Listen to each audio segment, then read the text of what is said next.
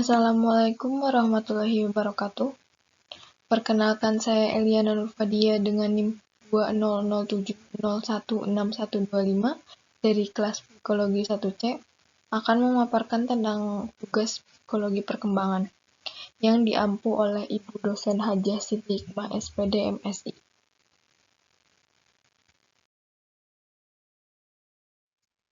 Di sini saya akan memaparkan tentang perkembangan pubertas dan karakteristik pubertas.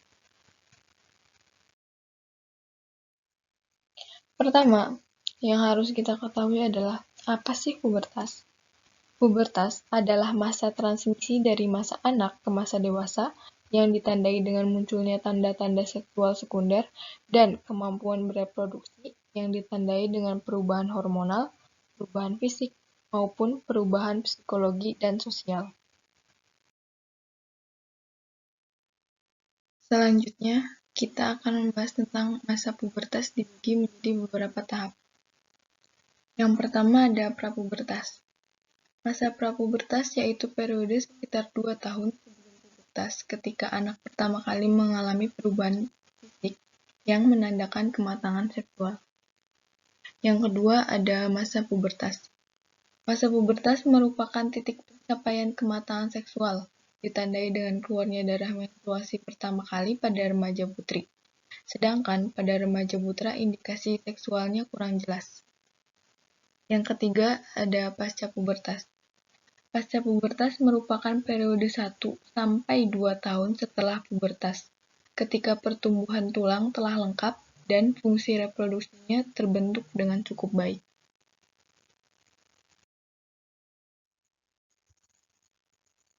Selanjutnya kita akan membahas tentang perkembangan pubertas.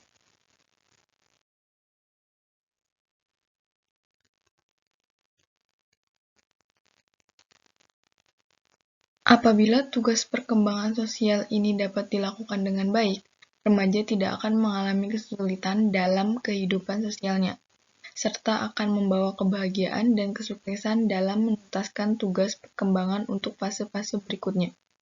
Sebaliknya, manakala remaja gagal menjalankan tugas-tugas perkembangannya, akan membawa akibat negatif dalam kehidupan sosial fase-fase berikutnya.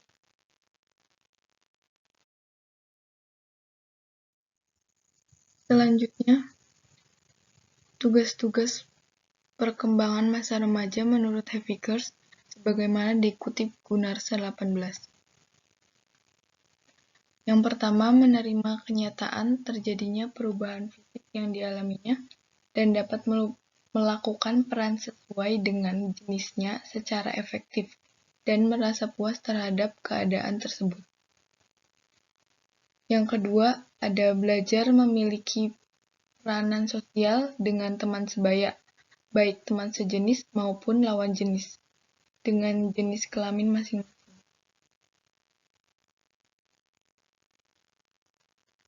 Yang ketiga ada mencapai kebebasan dari ketergantungan terhadap orang tua dan orang dewasa lainnya. Yang keempat, mengembangkan kecakapan intelektual dan konsep-konsep tentang kehidupan bermasyarakat.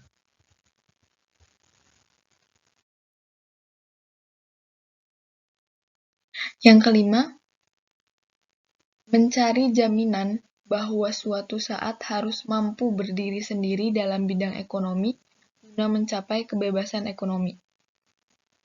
Yang keenam, mempersiapkan diri untuk menentukan suatu pekerjaan yang sesuai dengan bakat dan kesanggupannya.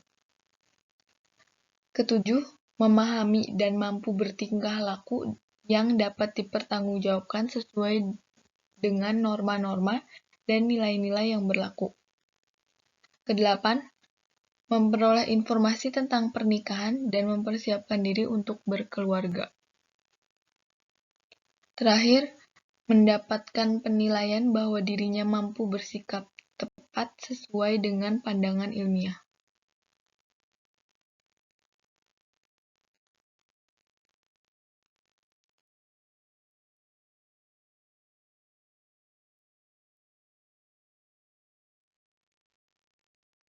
Selanjutnya, karakteristik pubertas.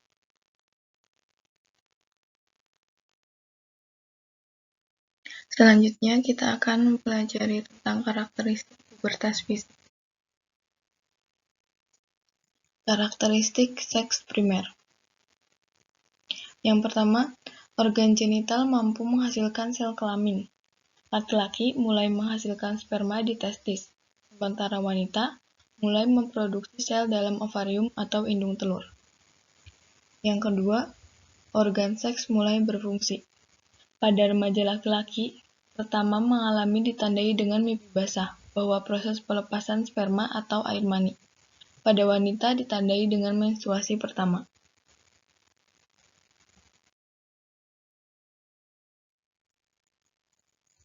Karakteristik seks sekunder. Yang pertama, pada laki-laki ditandai dengan perubahan suara yang lebih besar dan berat, tumbuh jenggot atau kumis, otot yang mulai tumbuh lebih besar, perubahan jaringan kulit menjadi lebih kasar, dan pori-pori tampak membesar. Kadang-kadang diikuti dengan munculnya jerawat pada daerah wajah, melebarnya bahu melampaui pinggul, dan sebagainya. Yang kedua, pada perempuan ditandai dengan payudara membesar dan puting mulai timbul, pinggul melebar, tumbuh rambut di ketiak dan di organ genital. Suara lebih keras, kadang-kadang diikuti dengan munculnya jerawat pada daerah wajah, dan lain sebagainya.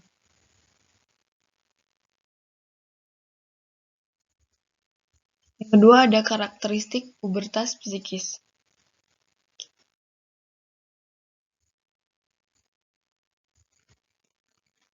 Yang pertama, kemampuan berpikir.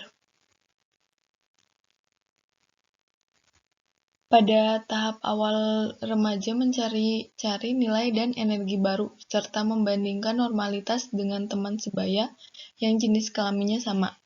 Sedangkan pada remaja tahap akhir, mereka telah mampu memandang masalah secara komprehensif dengan identitas intelektual sudah terbentuk.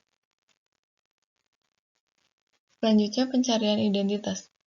Remaja mencoba berbagai peran, mengubah citra diri, kecintaan terhadap diri sendiri meningkat, mempunyai banyak fantasi kehidupan idealis, stabilitas harga diri dan definisi terhadap citra tubuh, serta peran gender hampir menetap pada remaja di tahap akhir. Selanjutnya, hubungan dengan orang tua.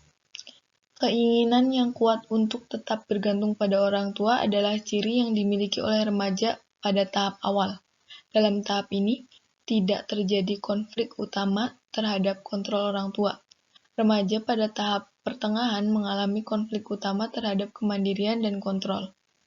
Pada tahap ini, terjadi dorongan besar untuk emansipasi dan pelepasan diri. Perpisahan emosional dan fisik dari orang tua dapat dilalui dengan sedikit konflik ketika remaja akhir.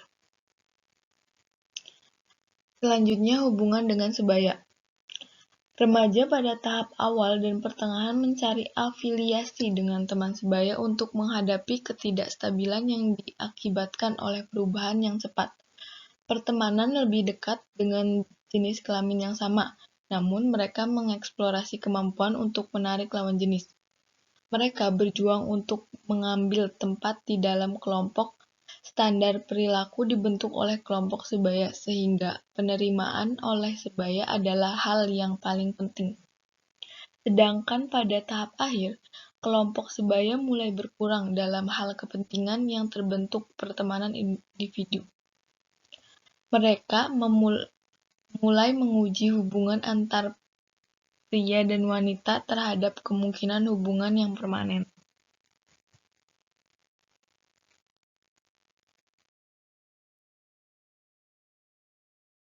Sekian dari saya, terima kasih. Wassalamualaikum warahmatullahi wabarakatuh.